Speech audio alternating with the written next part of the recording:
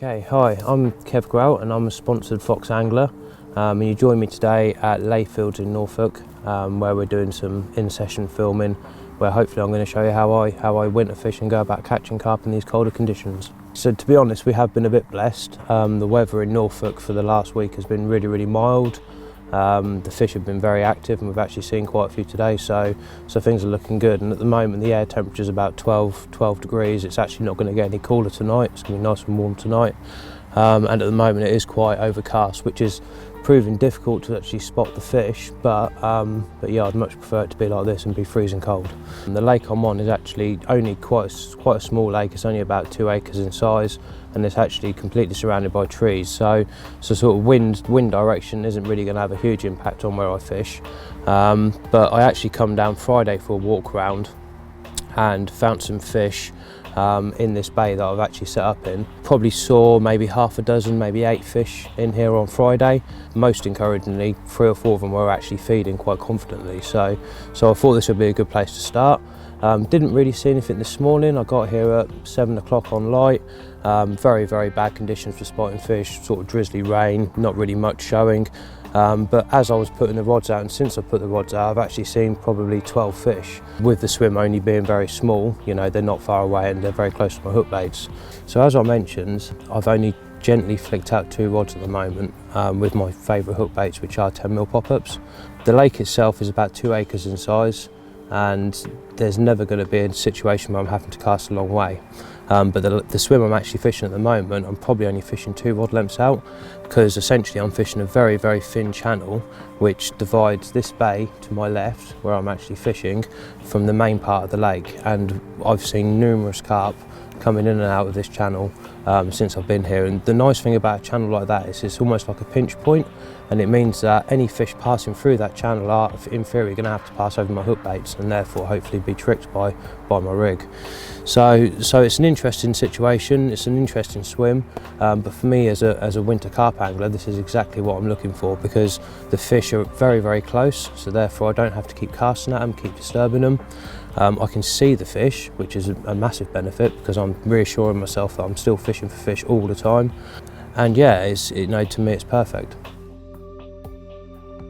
Okay, so earlier on I touched on the fact that we're fishing at a place called Layfield Lakes in Norfolk, and I'd just like to tell you a little bit more about the complex and the actual lake that I've decided to fish. So Layfields is owned by a person called Darren Layfields, who purchased the fishery about 11 years ago, and since then he's done wonders with the place. He's invested a lot of money in stock. I don't know how many carp are here, but there's several hundred in the lake I'm fishing, for instance. The site is actually fully otter fenced now, and all the swims are really well built. So from a point of view in terms of facilities, this fishery is very good, and it's certainly one of the best in Norfolk.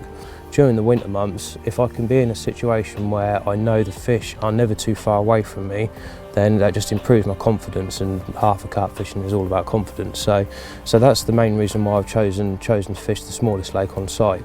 And the lake itself contains roughly 250 carp in total, most of which will be over 20 pound. So, from a point of view, that is, it's a huge stock of fish per acre for me to potentially target during the winter months.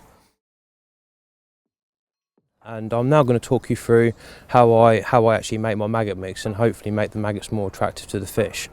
So first of all, I like to use a mixture of live maggots and also dead maggots.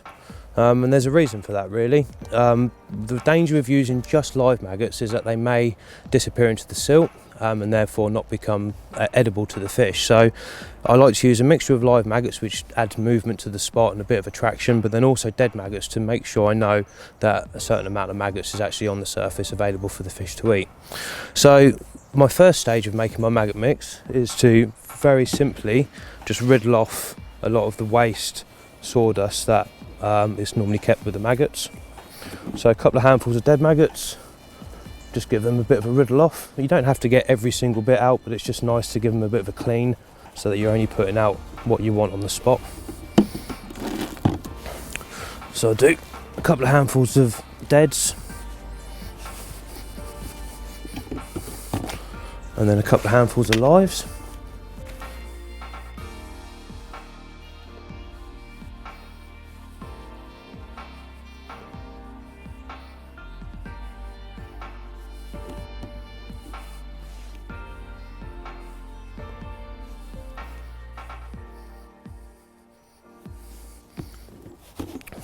So I've probably got about maybe 2 to 3 pints of maggot actually in that bucket now, completely on their own, separate from any sawdust. And now what I like to do first of all is actually replace that sawdust or maize meal with something called krill meal. This is probably my favourite DNA product. Essentially it's just a really good quality protein meal made by krill. So it's very natural, it's very attractive to the fish, and it just gives the maggots that extra bit of taste, makes them stand out a bit more from the normal sort of bed of maggots. So I don't put a huge amount of this krill meal in, maybe a couple of handfuls, and just break it up into the maggots as I go. And then mix that in, and because the maggots are always slightly damp, the krill meal will actually naturally stick to the maggots and, like I said, replace the sawdust and make them look really nice. But on top of that, what I also like to do is to add a really key ingredient in my opinion, and that's actually bloodworm. A lot of people use maggots to try and imitate bloodworm or natural food that the fish might find in the lake. So by using just maggot, you are achieving that to a certain extent, but by adding bloodworm, pure bloodworm, to the actual mix, you are actually increasing that natural attraction. So you can see here, this is just sort of almost defrosted, and just break it up slowly and add it to the maggots. And as a general rule of thumb, I might use a kilo of bloodworm for every gallon of maggots I use, and I just personally feel that the fish will accept the maggots as a natural food source a lot easier than if I was just to use maggots on their own. So just give that a bit of a sort of mince up and then stir it into the mix.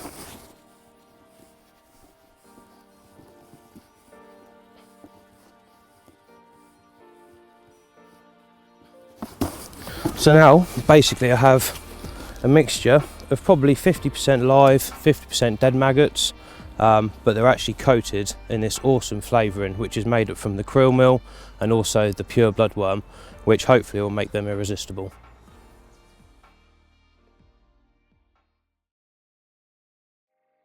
Okay, so I've just taken a step back from the rods a little bit because I just want to explain to you how I go about setting up my swim really in this sort of angling scenario.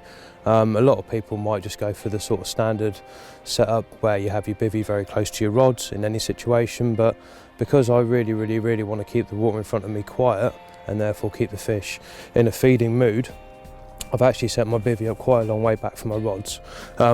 One thing I haven't done obviously is compromise the welfare of the fish. I'm still close enough, plenty close enough to be able to get to my rods within seconds of a bite, and of course not allow that fish to get snagged. But what I have done is just given myself that little bit of room so that any talking noise or any sort of disturbance I might make isn't sort of resonated through the rods and sort of scare the fish off.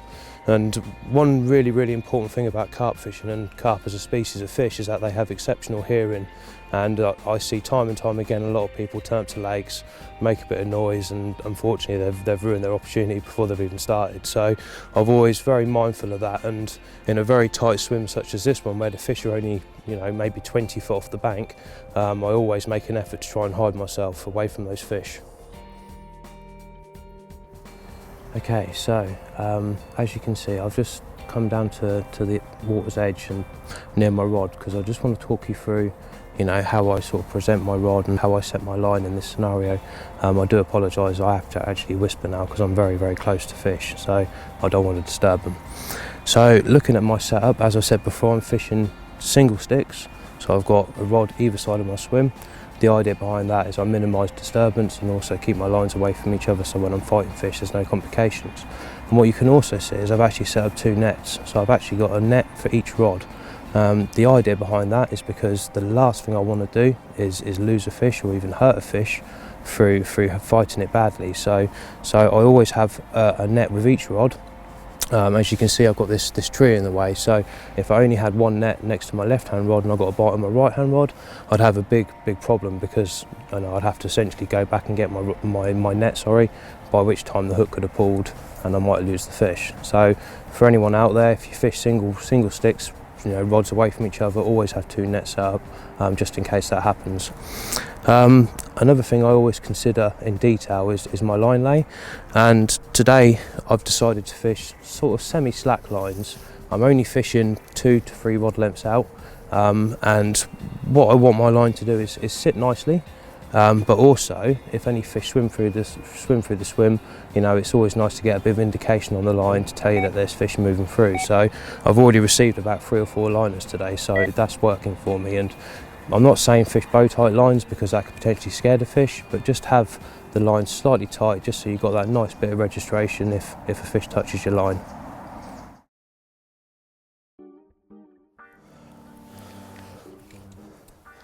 So here we are, my first bite. To be honest, it feels like it's been a long time coming. Only been here less than 24 hours, but I've had fish over me since the start, and that's winter fishing for you. Just got to wait until the moment's right and until they're willing to feed. So I'm hopeful for more now. Bearing in mind this fish is probably only about 8 or 9 pound. It's probably one of the smallest fish in the lake, and as I'm fully aware that there's a 42 pound common swimming around in there somewhere, it's going to be an exciting night, I reckon.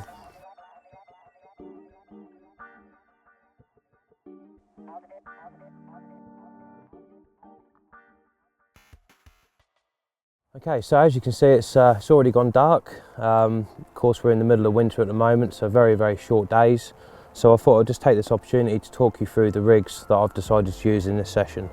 Before I talk you through the rig, I'd just like to point out that this is the rig that I used when I won the British Championships three years in a row, and it's also exactly the same rig that I used in the Home Nations a month ago when we won gold for England. So I'm literally telling you my secrets here, and you know, please believe me that this is the rig I use for almost all my angling. So first of all, the leader, very, very simple. Got 30 pound Illusion leader material, and I tend to use about 3 to 4 foot of that material. Very easy to tie, just a simple loop knot at one end which will be attached to the line, and then the lead clip system and the swivel is actually attached exactly the same way, but it's enclosed within the actual lead clip system there itself. Another really important part of this rig is this naked line tail rubber, and you can see there it's actually tapered down to fit the leader material perfectly, and what that means is it eliminates any chance of tangles.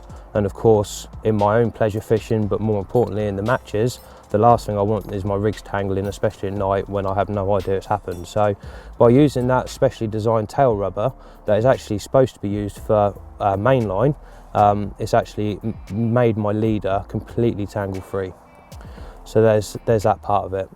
The lead clip itself is called a slick lead clip, and you can see there it actually has no teeth to hold the tail rubber on or in place. And the whole point of that is that if my leg gets snagged in any type of debris or any type of any type of debris, the lead will come off if it needs to.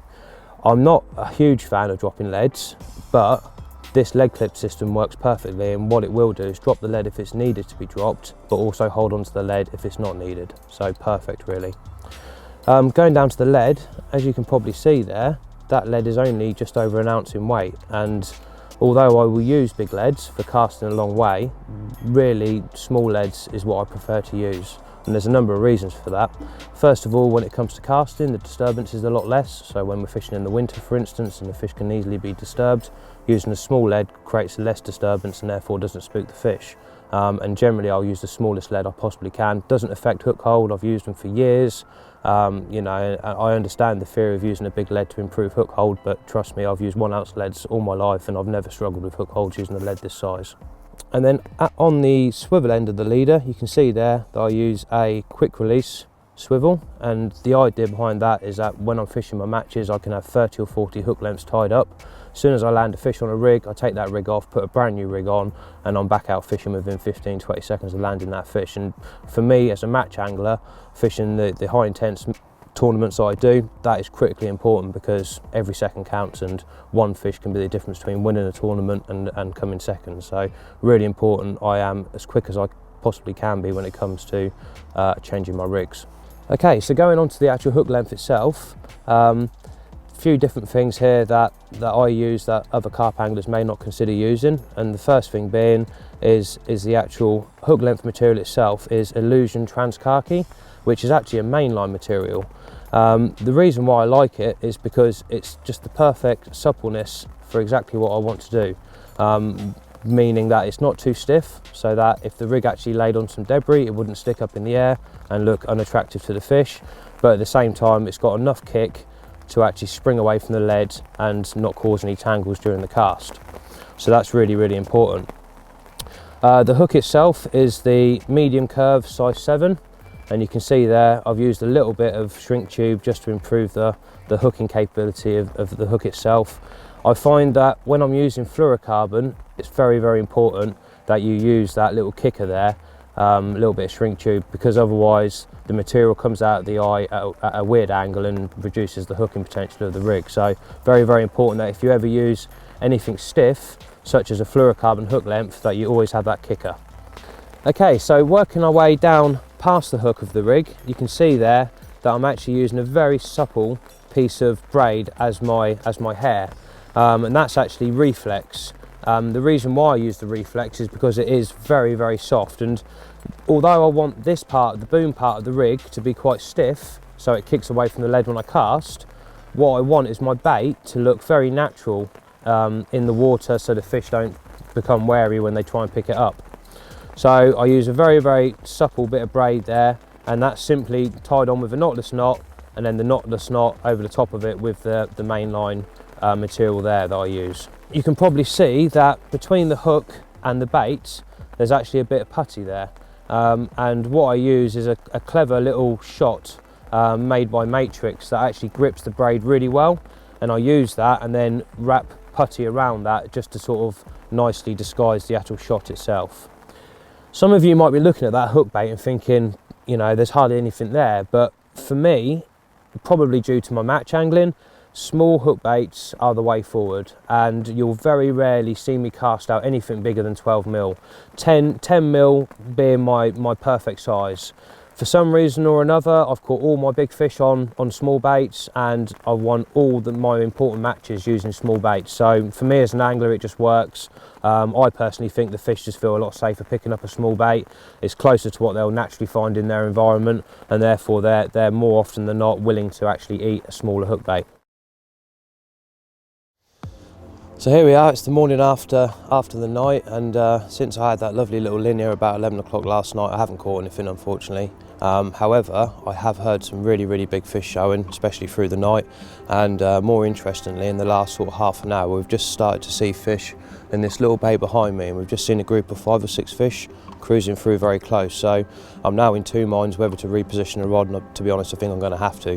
What I'm probably going to do is go for the single pop-up technique that I caught that fish on last night, and just drop it in nice and close where these fish are cruising, and hopefully we'll get another bite.